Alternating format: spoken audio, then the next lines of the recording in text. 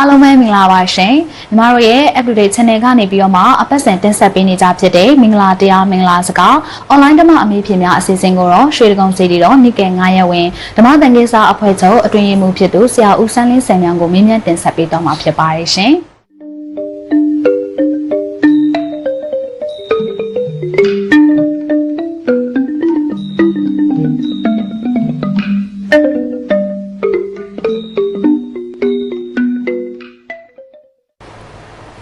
ဟုတ်ကဲ့ဆရာမင်္ဂလာပါရှင်မင်္ဂလာပါဗျဟုတ်ကဲ့ပါဆရာဒီတစ်ပတ်မှာဆိုလို့ရှိရင်လည်းဒါ online ဓမ္မအမေဖြေများအစီအစဉ်မှာဒါမိကွန်းလေးတွေကရောက်နေပြီဆိုတော့ဆရာကိုပထမအဆုံးမိကွန်းလေးမေးချင်ပါတယ်ဟုတ်ကဲ့ပါဆရာနောက်ထပ်မေးထားတဲ့မိကွန်းတစ်ခုလည်းရှိပါတယ်ဆရာဒီမိကွန်းကိုမေးထားတာကလည်းဒါအကောင့်ပိုင်ရှင်ဘိုးသိန်းထေးကနေပြီးတော့မှမေးထားတာပါဆရာသူမေးထားတဲ့မိကွန်းကကြတော့အာနာပါနကမ္မထံတိဗုဒ္ဓပိစေကဗုဒ္ဓဗုဒ္ဓဗုဒ္ဓစတဲ့ဉာဏ်ပညာကြီးသူတမာရိကြီးသူတို့အရာဟုသိရှိရပါသည်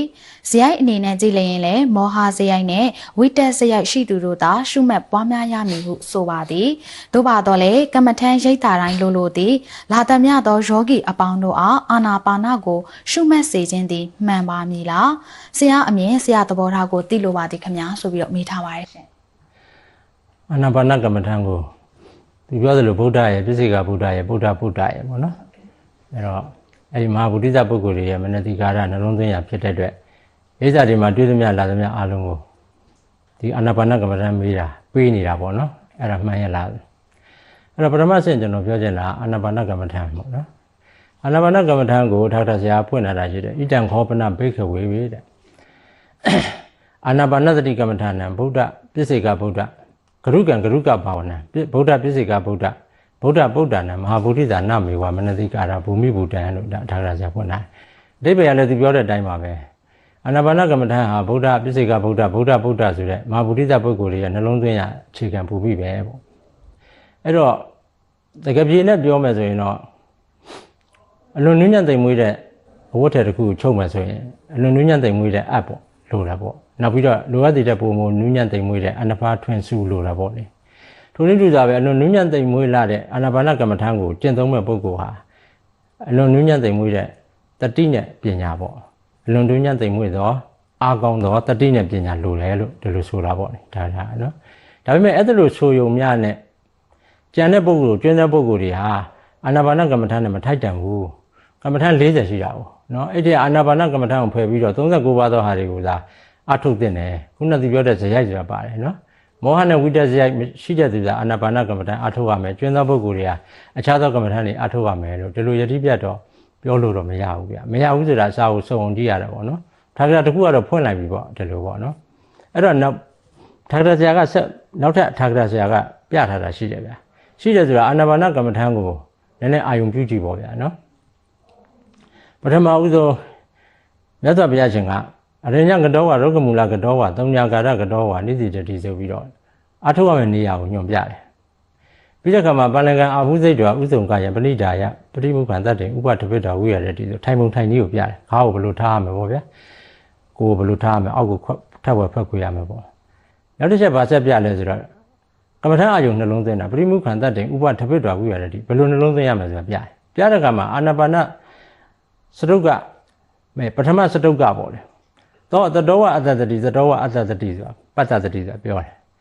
သောထိုယောဂီသည်တဲ့သတောဝတတိဖြစ်တာလင်အတ္တတတိဝင်လေကိုဖြစ်စေရသတောဝတတိဖြစ်တာလင်ပတ္တတတိထွက်လေကိုဖြစ်စေရဒါပထမစတုကပေါ့အဲ့တော့ယောဂီဟာအာနာပါနကိုပထမဆုံးစရှုတဲ့အခါမှာဘာညာဘာမှသိကြမလို့အောင်ယောဂီရှုရင်ရှုတယ်ပေါ့ဝင်တယ်ထွက်ရင်ထွက်တယ်ဒါလေးပဲသိပေးပါလို့ပြောတယ်ဒါပေမဲ့အမှန်တန်နူးညံ့တဲ့ကမ္မထမ်းဆိုတော့အဲ့ဒါလိုသတိထားပြီးရှုရာကနေမှသတိမထားမိပဲရှုတာတွေခဏခဏဖြစ်တယ်ဒါဖြစ်လိဖြစ်တာရှိတာလောကဒါကိုထာဂရဆရာကသိတဲ့ခါကျတော့ကဏ္ဍနာနည်းကိုသုံးပါလို့ဆိုပြီးတော့ဝင်ကူပေးတယ်ကျွန်တော်ပြောချင်တဲ့ point ရအဲ့ဒါနော်ကဏ္ဍနာနည်းဆိုတာဝင်လေထွက်လေတစ်ဝင်လေထွက်လေနှစ်ဝင်လေထွက်လေသုံးအဲ့လိုမျိုးပေါ့ဗျာသူ့ဝါဒနဲ့သူပေါ့အဲ့ဒါအကျင့်ရည်အတွက်နဲ့လုပ်ရတယ်အဲ့ဒါလေးကိုထာဂရဆရာကဝင်ကူပေးတယ်ဝင်ကူပေးတယ်ဆိုတာကဒီအာနာပါနကမ္မထံဟာခုနပြောတဲ့အမတန်တတိပညာအားကောင်းတဲ့ပုဂ္ဂိုလ်ကြီးတွေရဲ့မနတိကာရနှလုံးသွင်းတဲ့ဘူမိဖြစ်တယ်ကျန်တဲ့ပုဂ္ဂိုလ်နဲ့မထိုက်တန်ဘူးကျင့်တော်လည်းပဲအချင်းကြီးပဲလို့ဆိုရင်ထာဂရဆရာကဝင်ကူမှာမဟုတ်ဘူးဒါသိပြီးသားရေပေါ့နော်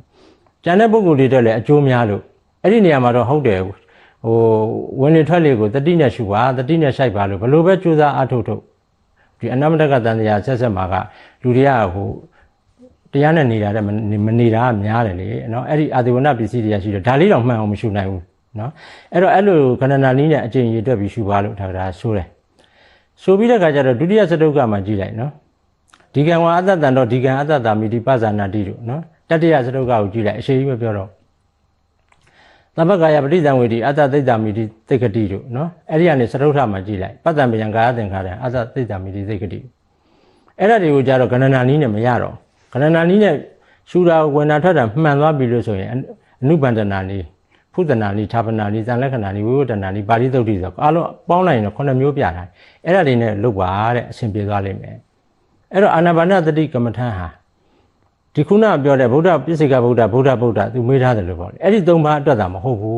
းအဲ့ဒီ၃ပါးကတော့ဟုတ်တယ်သူတို့ရဲ့မနတိကာရဘူမိပူတံပဲမလွတ်ဘူးပေါ့ဒီကမ္မထံကိုပဲတော့ခါမှာကျွမ်းသောပုဂ္ဂိုလ်တွေကလည်းစွမ်းနိုင်တဲ့များအားထုတ်ရင်အကျိုးရှိတယ်အားထုတ်ပုံအားထုတ်နည်းကိုပါဠိတော်မှာ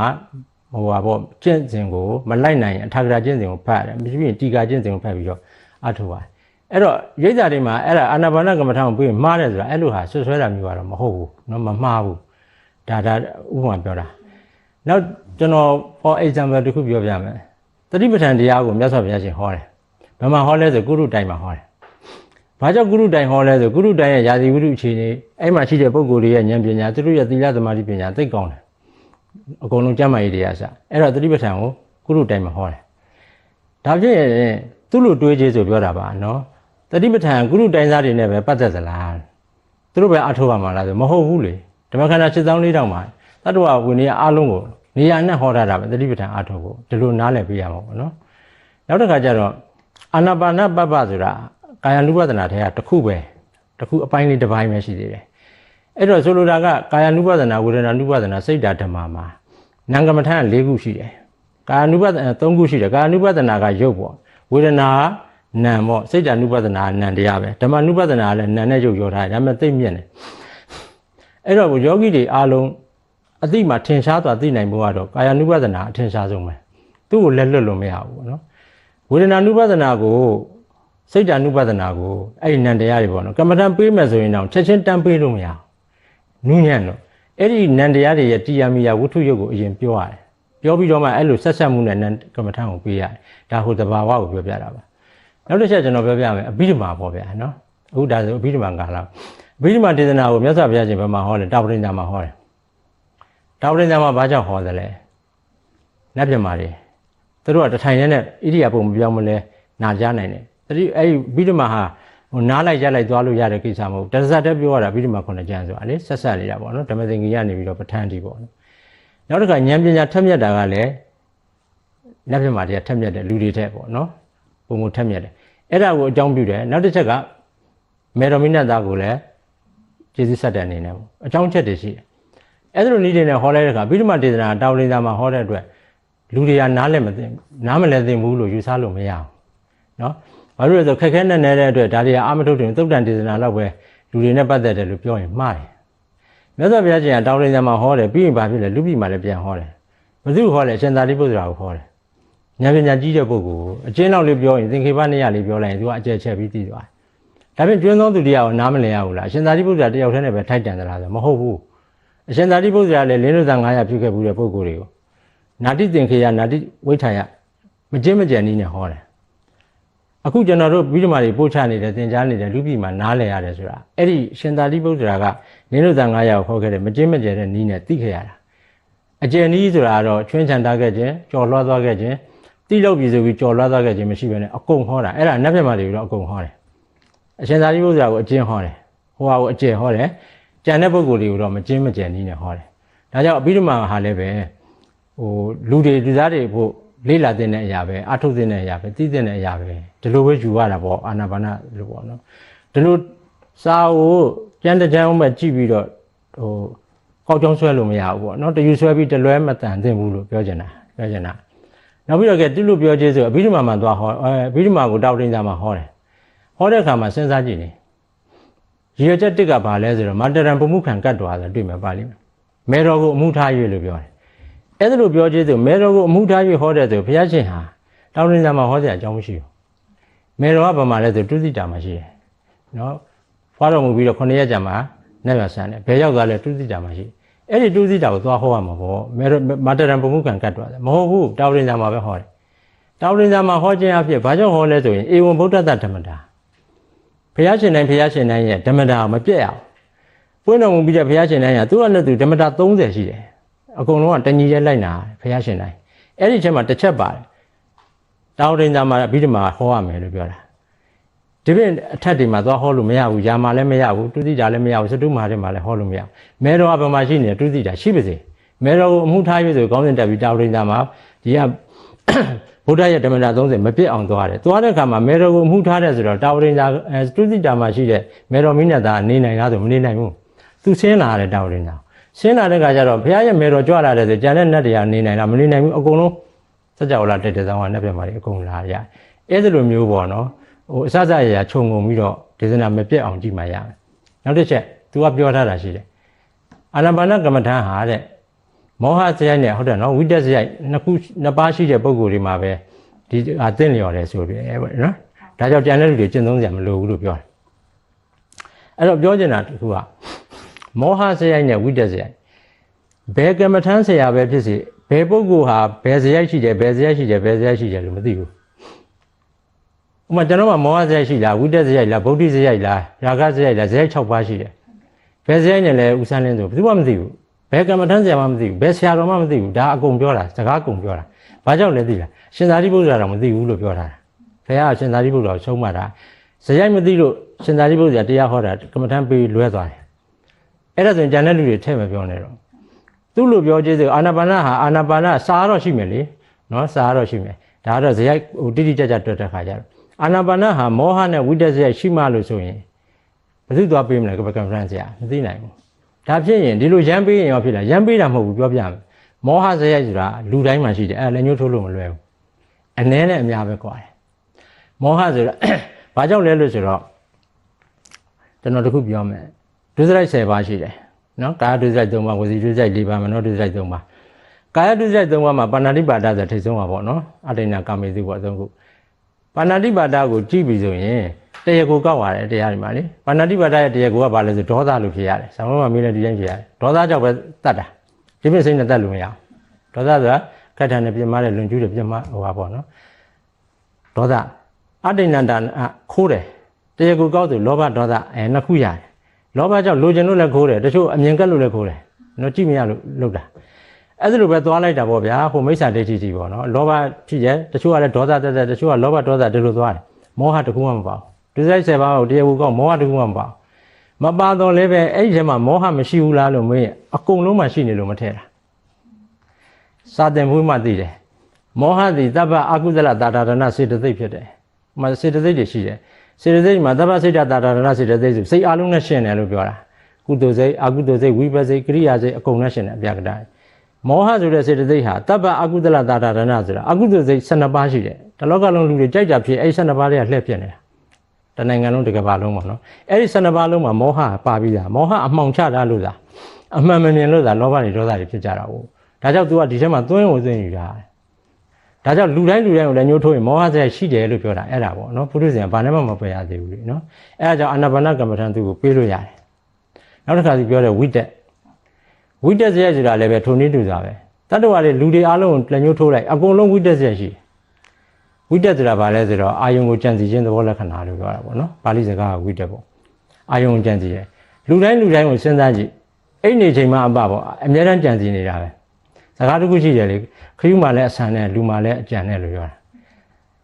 ငှက်ဟာပြန်ရင်းနဲ့သေးတယ်လူကဘာနဲ့သေးတယ်ကြံရင်းနဲ့သေးတာအကုန်လုံးဝိတက်စရိုက်ရှိတယ်လူမှာကာမဝိတက်ဖြစ်မယ်ပေါ့ဗျာဗျာပါဒဝိတက်ဖြစ်မယ်ဝိညာဝိတက်ဖြစ်မယ်ဓမ္မစန္ဒအခြေခံနဲ့ဓမ္မဝိတက်ဖြစ်မယ်စာလေးစဉ်းစားနေတယ်စာပြန်နေတယ်ပါညာဆိုရင်ပေါ့နော်အဲ့တော့ဝိတက်စရိုက်လည်းလူတိုင်းမှာရှိတယ်ဒါကြောင့်အာနာပါနကမ္မထာကိုပေးတော့မမှားဘူးစရိုက်အနေနဲ့သူပြောသလိုလည်းပဲမမှားဘူးပေးလို့ရတယ်နော်ဇယိုက်သိမှပေးမယ်ဆိုရင်တော့အဲ့ဒါဘယ်သူမှမရှိဘူးကမ္မထာဆရာဘယ်သူမှမရှိဘူးနော်အကုန်လုံးချော်ကုန်မှာပေါ့အဲ့တော့ပြန်ပြီးတော့အနှစ်ချုပ်ချင်တာကခုနကအာနာပါနကမ္မထာသည်ဗုဒ္ဓပစ္စေကဗုဒ္ဓနာမဟာဗုဒ္ဓနမေဝမနတိကာရဘူမိဘူတံဆိုတဲ့ပါဠိတော်ရ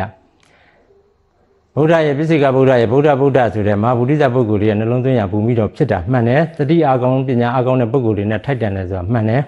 သို့သောကျွမ်းသောပုဂ္ဂိုလ်တွေမကျင့်ရဆိုတဲ့ဟာမမှန်ဘူးခုနပြောတဲ့အခြေအနေအကြောင်းကြောင့်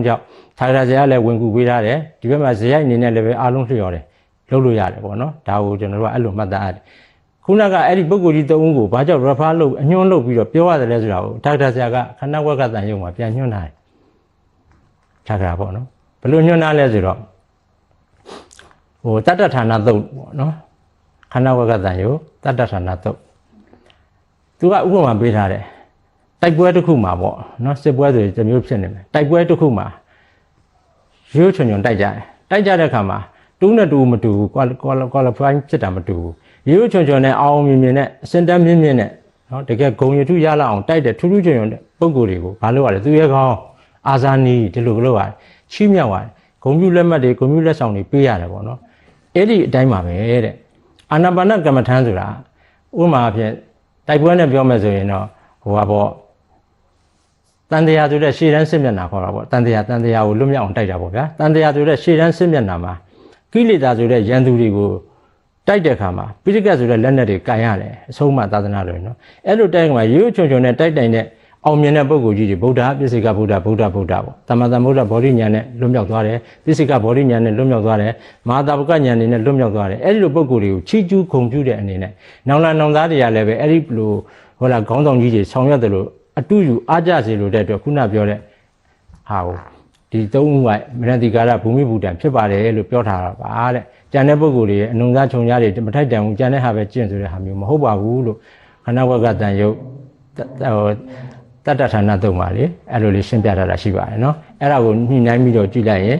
ခုနပြောတဲ့ဟိုပါပေါ့အာနာပါနကမ္မဋ္ဌာန်းအားလုံးနဲ့ကမ္မဋ္ဌာန်းတိုက်အားလုံးပေးတာတွေလည်းသိတော်တယ်ဆိုတဲ့ဟာလေးကိုနော်ဒါလေးကျွန်တော်ပြကြပါတယ်ဗျာနော်ဟုတ်ကဲ့ပါရှင်အခုဆိုလို့ရှိရင်တော့ online ဘော့ကနေမေးမြန်းလာတဲ့မေးခွန်းတွေကိုဆရာဦးစန်းလင်းဆယ်မြောင်းကနေပြီးတော့ဖြေကြားပေးခဲ့ရဖြစ်ပါတယ်ရှင်။ဒါကြောင့်မို့လို့မေးမြန်းလာသူတွေအနေနဲ့ကလည်းဆရာဖြေကြားတာတွေကိုကြည့်နေကြလိမ့်မယ်လို့မျှော်လင့်မိပါတယ်ရှင်။တမီးတို့ရဲ့အစီအစဉ်မှာအခုလိုမျိုးပေါင်းပြီးတော့ဖြေကြားပေးရဆရာကိုလည်းကျေးဇူးတူပဲတင်ရှိပါတယ်ရှင်။